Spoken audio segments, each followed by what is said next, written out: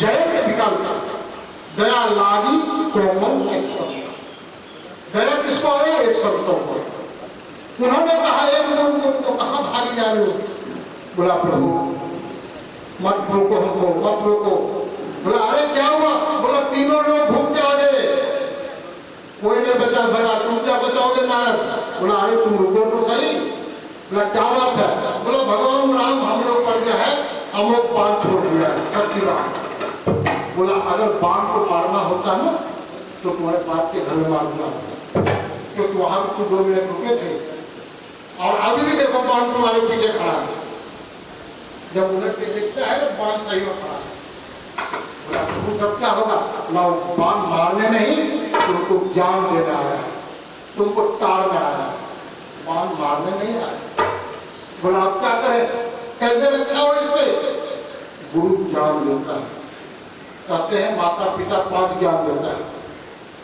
क्या कहता है? बेटा पढ़ो, बेटा पढ़ो, बेटा पढ़ो, खूब पढ़ते रहो। आज जब पढ़ लिख लिया ना तो माँ बाप कहेगा बेटा नौकरी करो, बेटा नौकरी करो, बेटा नौकरी करो। जब नौकरी हो जाएगा कहेगा बेटा को शादी कर लो, बेटा को शादी करा देगा। और जब शादी हो जाएगा कहेगा को बाल बच्चा पैदा हो जाता है, अच्छा रहता है। चलो बाल बच्चा भगवान अगर देखो दे दिया, कहता अब हम बुढ़ा गया, अब हम कहा जाना, हमको कुछ साइकिलिंग जीवन में उसको आगे कुछ नहीं है। लेकिन गुरु एक तत्व का ज्ञान देता है, एक सत्य का ज्ञान देता है। जब तक सह शरीर में है तब तक उसी ढंग का चार्टर है। कौन सा राम? बोला 1 राम दशरथ का बेटा, 1 राम घट घट में बैठा, 1 राम जगत पसारा, 1 राम जगत का न्यारा। बोला रे, बोला जो जगत पसारा है मां ये राम है या जगत का न्यारा राम है या घट घट में जो बसे हैं वो राम है? कहा तुम क्या राम का प्रभाव देखा? बोला हाँ राम का प्रभाव देख लिया। एक सिर उठा के मार दिया, तीनों लोग का जगह नहीं मिला। बोला फिर क्यों चले आए? बोला माँ एक गुरु मिल गया और उस गुरु ने ज्ञान दे दिया। तो उस समय राम का प्रभाव देखने थे, आज राम का स्वभाव भी देख रहे हैं कि प्रभाव भी उतना ही है और राम का स्वभाव भी। जब शरण में आए तो उन्होंने दया कर दिया और दया करके हमें बचा दिया। इसलिए भगवान का प्रभाव और भगवान का स्वभाव है। इसलिए कहा गया गुरु जो होते हैं, कहते हैं गुरु कुम्हार शिष्य का, गुरु गुरु कुम्हार शिष्य को गरी गरी मारे चोट और नीचे जा हाथ ऊपर से मारे चोट। गुरु काम यही करते हैं। जब भक्त पूजा नहीं करते हैं ना, गुरु को क्रोध आते हैं, फटकार देते हैं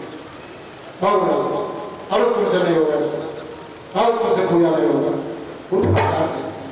लेकिन गुरु अगर फटकारे तो समझिए कि मेरे अंदर में कुछ शक्ति देना चाहते हैं, मेरे अंदर में कुछ ताकत देना चाह रहे हैं, मुझे कुछ भगवान का भक्ति देना चाह रहे हैं। गुरु इसलिए फटकार रहे हैं। गुरु इसलिए नहीं फटकार रहे ताकि तुम बर्बाद हो जाओ। गुरु कभी नहीं चाहेगा, जो नालायक होगा वही गुरु चाहेगा मेरा शिष्य बर्बाद हो, लेकिन जो गुरु है वो कभी नहीं चाहेगा।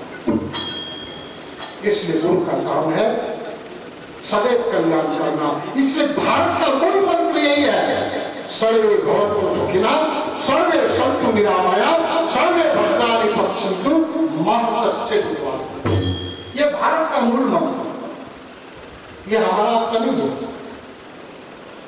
इसलिए गुरु के शरण में जाने से मनुष्य का कल्याण होता है। और जब तक गुरु नहीं है, कबीरदास जी को इतना कड़वा भाषा लिखा है कि निगुरा ब्राह्मण ना भला, गुरु मुख भला जमात, मानुष से कुत्ता भला, भूकत रहे द्वार। कबीरदास जी की बात का अगर गुरु नहीं है जीवन में, आप निगुरा है तो आपका मुंह देखना भी नहीं है। लेकिन अगर जीवन में कोई गुरु हो तो आप किसी को कुछ उठा के दे दीजिएगा, उसका कल्याण होगा। तब आपको समझ में आएगा कि हमें भी कुछ है क्या, हम किसी को छूट दिए काम हो गया, ये आप नहीं समझ पाओगे।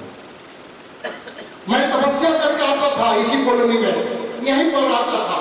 पंचानंद मिश्रा एक थे, पंचानंद मिश्रा से इन लोगों का प्रेम था, उसकी वाइफ उनके पास आती रहती। वो एक बार आके रोने लगे कि हमको कुछ दीजिए, मेरी बहन का शादी नहीं हुआ। हम बोले हमको चीजें हम तो कुछ जानते नहीं है, रोने में कुछ दीजिए, हम तपस्या करके आते हैं, कुछ नहीं जानते हैं। और सच में हम तपस्या करते देख चले आते हैं, हमको कुछ बुझाते हैं कि भगवान मिला कि नहीं मिला, क्या हुआ, ये कुछ भी हमको पता नहीं चलता। ये तो पता हमको 2000 से समझ में आया, उसके पहले को समझ में नहीं आता। तो इन्होंने कहा यार कुछ तो दे दीजिए, कुछ तो दे दीजिए, कहावत है माया का दिल जाए, हम लोग देख क्या इसको, कुछ समझ में नहीं आ रहा। अंत में मेरी बहुत जगह मेरे गाछ में फूल था, को फूल ले आओ, वो फूल लेकर आया, हमने उसको पॉकेट में रखो, जहाँ ब्याह करना कर लिया, उसकी शादी हो गई। तब हमको लगा कि हम भी सिद्ध होते, तो हमको भी लगा कि हम कुछ है। तब गुरुदेव के पास के हम गुरुदेव ऐसे ऐसे किए, बड़ा जोर फटकारा हमको, बड़ा जोर बिगड़ा, ये सब करके उनका काम कौन ना तुमको करने। तो हम क्यों बोल लोग, हम तो बढ़िया काम सुनाने आए थे कि गुरु जी को हवाई देंगे और उसने डाल दिया हमको। तो फिर हमने कुछ बोले, उससे क्योंकि हमारे गुरु शंकर उठवाते थे, ज्यादा बोलोगे लट उठा देते थे, हम उससे बात नहीं किए, हम चुप हो गए। लेकिन उन्होंने डांटने का क्या कारण था, ताकि हमारे बच्चों का अहंकार नहीं आए। उन्होंने इसलिए नहीं डांटा कि तुम सिर्फ पुरुष हो गए, उन्होंने इसलिए डांटा कि तुम हंसते हंसते ये शब्द को कहे हो, तुम्हें अहंकार में छूले इंद्र में, जब अहंकार छूलेगा ना तो तुम्हारे संस्कार पतन हो, भक्त तुम्हारे लोग। इसलिए संत को कभी अहंकार नहीं करना चाहिए, अहंकार करने से संत पतन हो जाते हैं। बहुत लोग बहुत तरह का दोष देते हैं, मैंने आज तक किसी को कुछ बोलने का प्रयास नहीं करता, गुस्सा आता है कुछ बोला जाता है, प्रयास करता हूं जितना दब के रहे। तो भगवान की भजन आप लोग कर नहीं पाते, तो बिलवानी बक्तावर जो, तो कहने का अर्थ है भगवान में बहुत कुछ है, लेकिन भगवान को पाने के लिए जब तक आप भजन ईमानदारी से नहीं करोगे तब तक परमात्मा नहीं मिलेगा। हाँ ये जरूर है कि आप दीक्षा ले लिए हैं, दीक्षा लेकर के गुरु के बात पर चलते हुए दिनचर्या का पूजा कर रहे हैं, उससे आपका घर परिवार का संस्कार बदलेगा, घर मान सम्मान होगी, घर में धन दौलत होगा, आप निरोग रहेंगे, आप अस्थिर से रहेंगे, आप शांति से रहेंगे, ये भले हो सकता है, इसके आगे कुछ होने वाला नहीं है। लेकिन एक चीज ध्यान रखिए, अगर आपने कोई कर्म गलत किए आए हैं, वह कर्म का भोग आपको भोगना ही होगा, वो कोई दूसरा नहीं भोगेगा। अगर आपने गुरु के बात पर चल रहे हैं तो ऐसा मत सोचिए कि मेरा पाप समाप्त हो जाएगा। क्या होगा, जिस तरह बरसात हो रही है और आपको एक छाता दे दे तो बरसात बंद नहीं होगी, आप भीगने से बच जाओगे। वर्षा बंद नहीं होगा, लेकिन आप भीगने से बच जाओगे। उसी तरह गुरु के बात पर अगर आप चलोगे, वो ग्रह आपको छोटा सा दंड देके निकल जाएगा, आपके ऊपर प्रहार नहीं कर पाएगा, आप निकल के चले जाओगे, ग्रह अपना काम करेगा, आप अपने काम करोगे। और ग्रह का एक समय आता है, लिमिट 7 दिन 27 दिन 7 महीना 7 महीना 11 महीना 27 महीना यही करता है, उसका लिमिट समय आता है, आपका अनलिमिट समय है। आप भजन करते हुए निकलते चले। तो भगवान का भजन तब होगा जब गुरु का कृपा होगी, और गुरु का कृपा तब होगा जब आप गुरु का सेवा, गुरु का शरण लगोगे। गुरु का शरण लगोगे तो गुरु का कृपा होगी। बार बार गुरु जी आपको कहे भाई ये करो, आप ये करो, आप बार बार जो है नदी कटा के भाग जाओ, गुरु क्या करेगा? 2-4 5 बार कोशिश करेगा, गुरु भी छोड़ देगा। चलो भाई तुम्हारी जैसी मर्जी है, फिर अगले जन्म लेना, फिर अगले जन्म में किसी का हाथ पकड़ के आगे बढ़ना। हमारे गुरुदेव कहते थे बाएं फैलाए रखो, जो सामने आगे सबको हृदय से लगा लो और चलते रहो, पीछे उलट के मत देखना। पीछे उलट के देखोगे तुम्हें दुख मिलेगा। भगवान से अटूट प्रेम कब होगा? जब हृदय से भाव निकलेगी, तब एक यादव दूध देता है, घर घर दूध बेचता है, उस दूध में पानी मिला दिया, वो दूध में क्या कहा जानते हो? पानी भाई, अगर उन्होंने तुमको मेरे में मिला दिया है तो चलो तुम चिंता मत करना, तुमको मैं अपना रूप दे दूंगा। उस पानी को ही दूध का रूप मिल जाता है। और मैं रूप ही नहीं दूंगा, मैं अपने कीमत में आपको बेचवाऊंगा।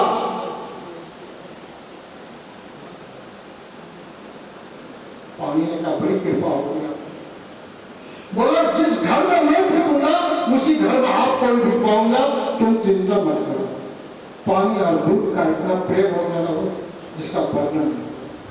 और जब घर में गया ना, माई उस दूध को जैसे चूल्हे पर चढ़ाते हैं तब दूध पे बेचारे जलने लगा। पानी क्या कहते हैं, मित्र तुम ढोना मारना, जब तक मैं हूं तब तक तुमको जलने नहीं, जब तक मैं हूं मैं जलूंगा, तुम्हें जलने नहीं दूंगा। जब तक मैं नहीं मैं मिट नहीं जाता हूं तब तक आपको मिटने नहीं दूंगा। इस तरह गुरु और शिष्य का प्रेम होना चाहिए। शिष्य और गुरु का अगर इस तरह प्रेम हो जाए तो समझ लीजिए आपको भगवान का भक्ति सहूलियत हो जाए। लेकिन प्रेम तो यहाँ लोभ का होता है, प्रेम तो कामना का होता है, प्रेम तो अहंकार का होता है। चार भाई आपस में नहीं प्रेम कर सकते, चार शिष्य आपस में प्रेम से नहीं रह सकते। अभिवादन कीजिए, आप किसी से मिलिए मुस्कुराते हुए अभिवादन कीजिए। इससे जब आप मुस्कुरा करके आप अपने दिल की भावना को हटा करके, आप अपने दिल को छल कपट के हटा करके अगर एक गुरु भाई से, एक अन्य व्यक्ति से, एक अपने लोगों से मिलेंगे तो आपका कल्याण होगा। कहते हैं हंस हंस के सुलझ जाती है उलझन कभी कभी, हंस के सुलझ जाती कभी कभी। हंस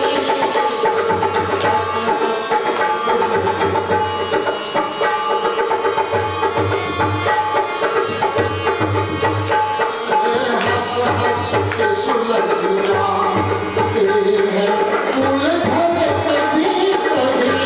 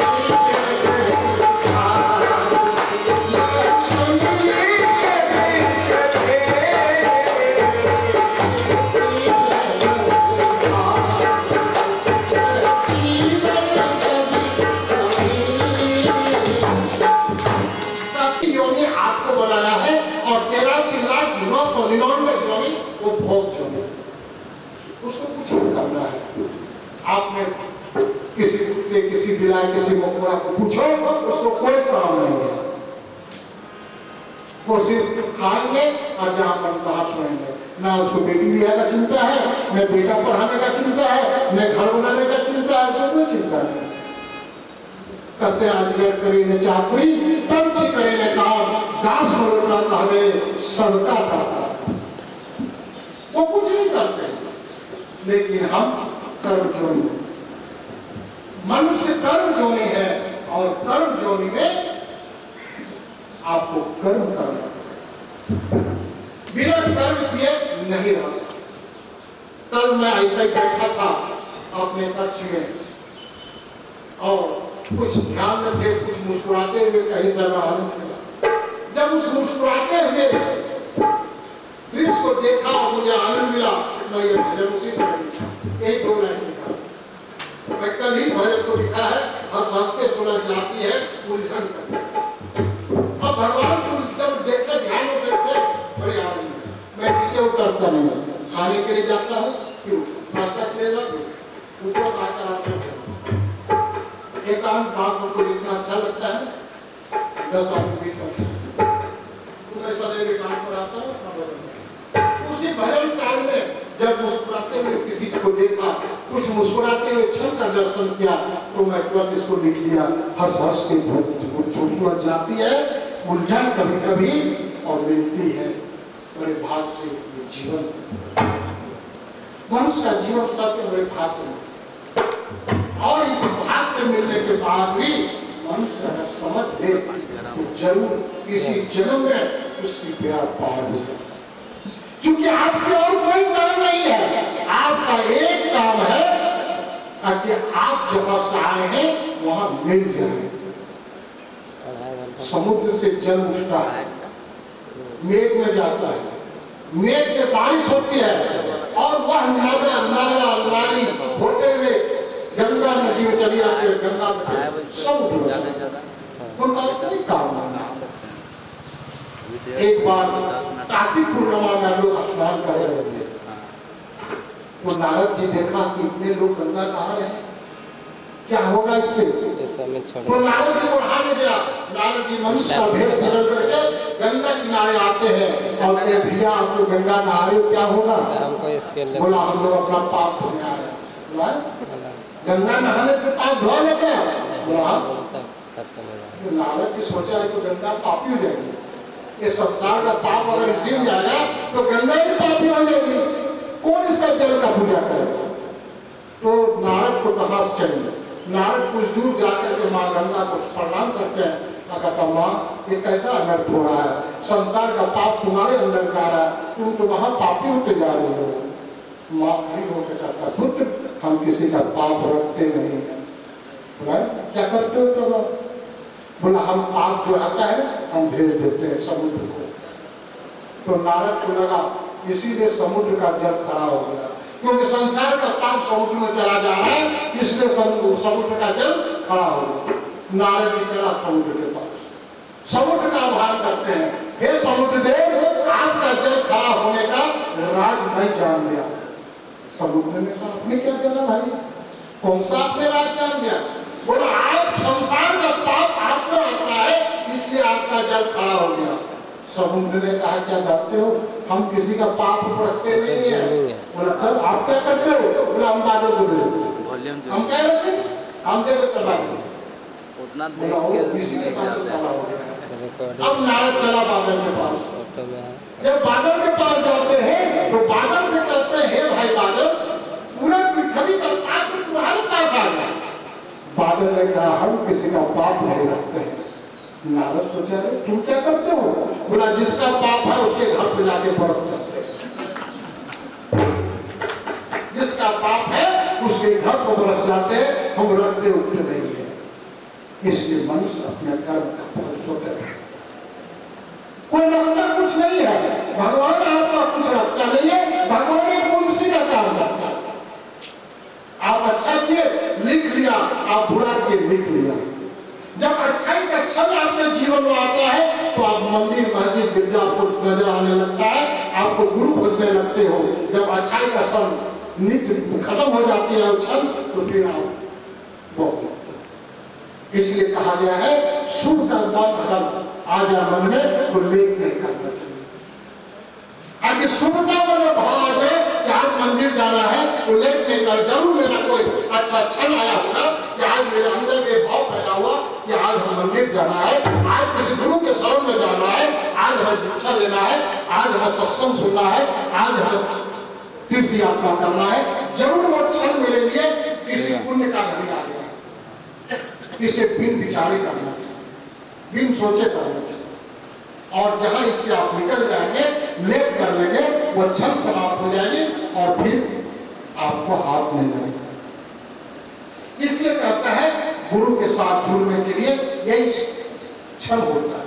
मनुष्य के जीवन में क्षण आती है तभी आप हमसे जुड़ पाते हो, नहीं तो नहीं जुड़ पाते हो।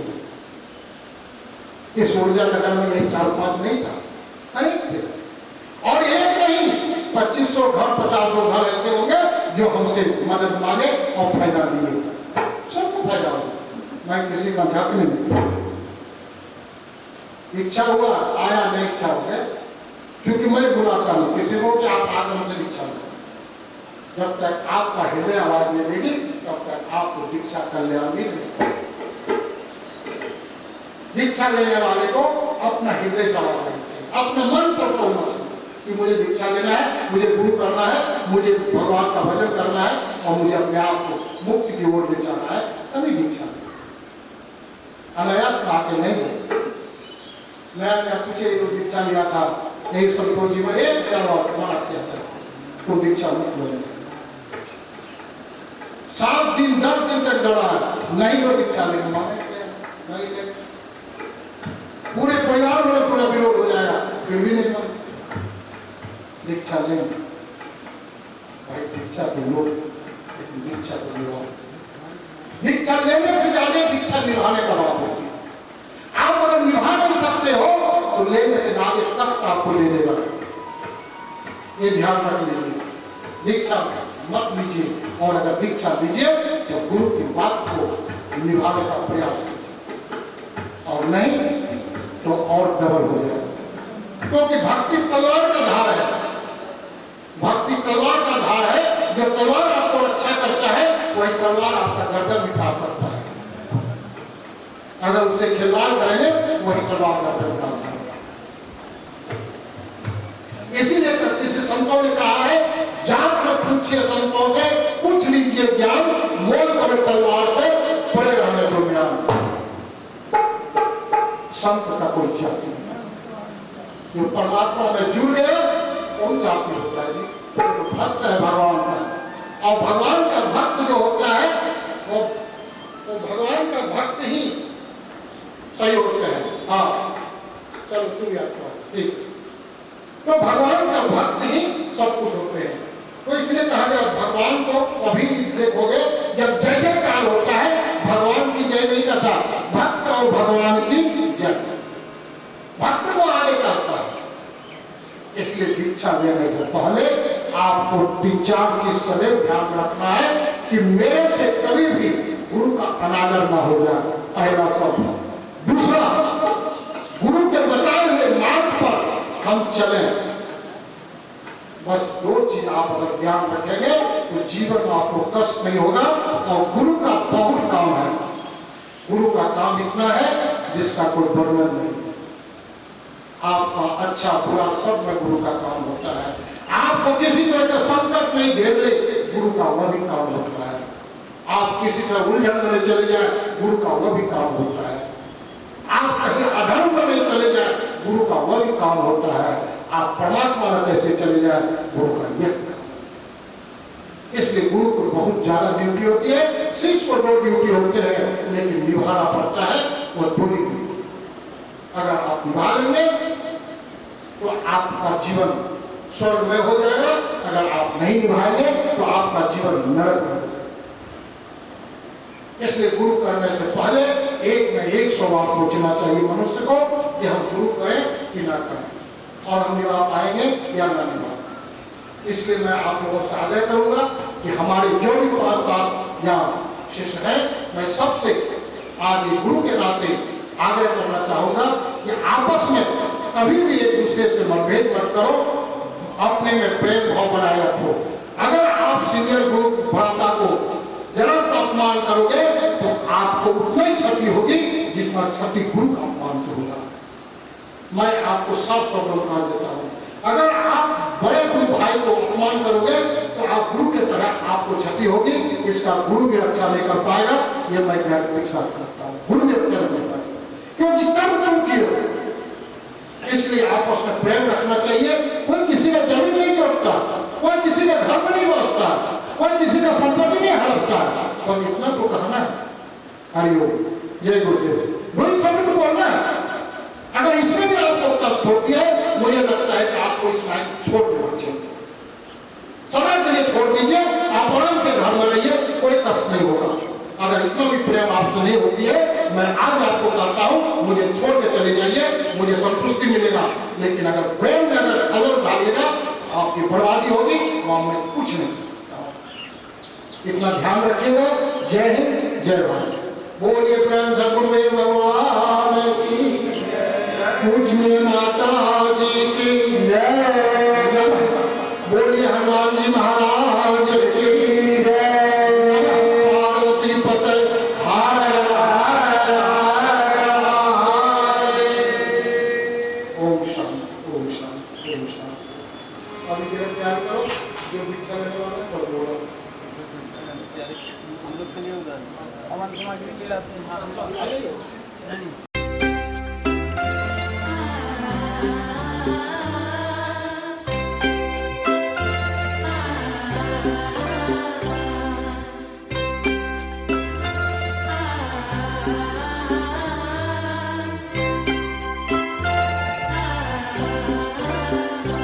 गुरुदेव दया करके मुझको अपना लेना।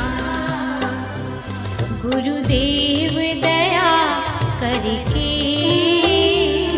मुझको अपना लेना। मैं शरण पड़ा तेरी चरणों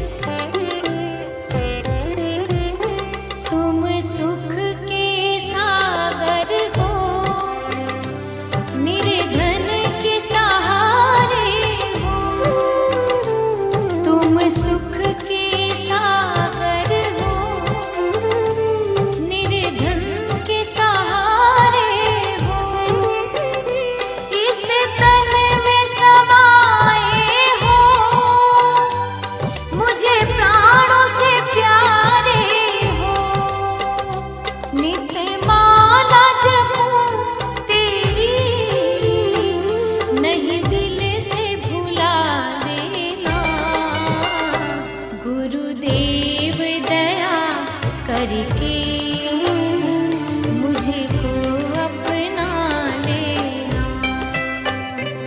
गुरुदेव दया करके मुझको अपना लेना।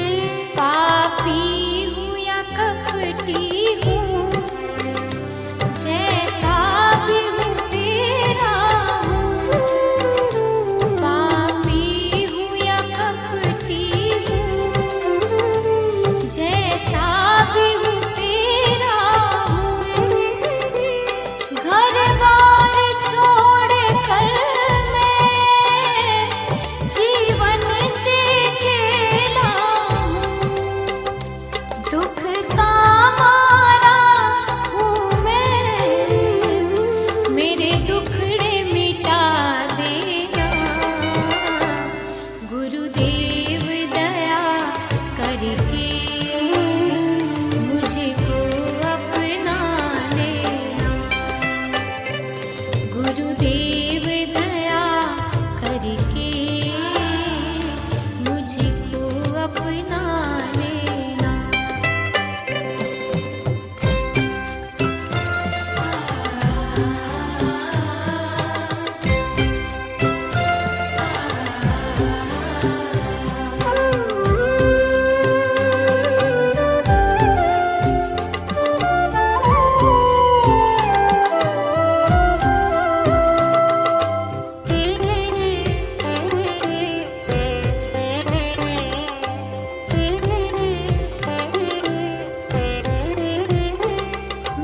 सबका सेवक हूँ, तेरे चरणों का चेहरा हूँ।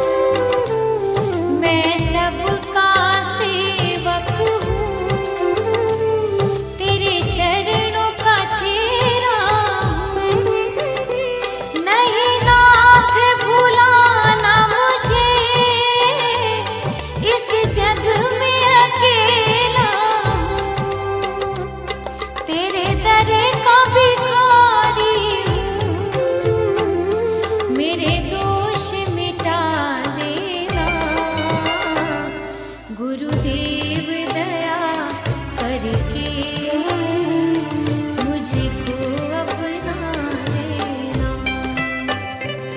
गुरुदेव दया करके मुझको अपना लेना।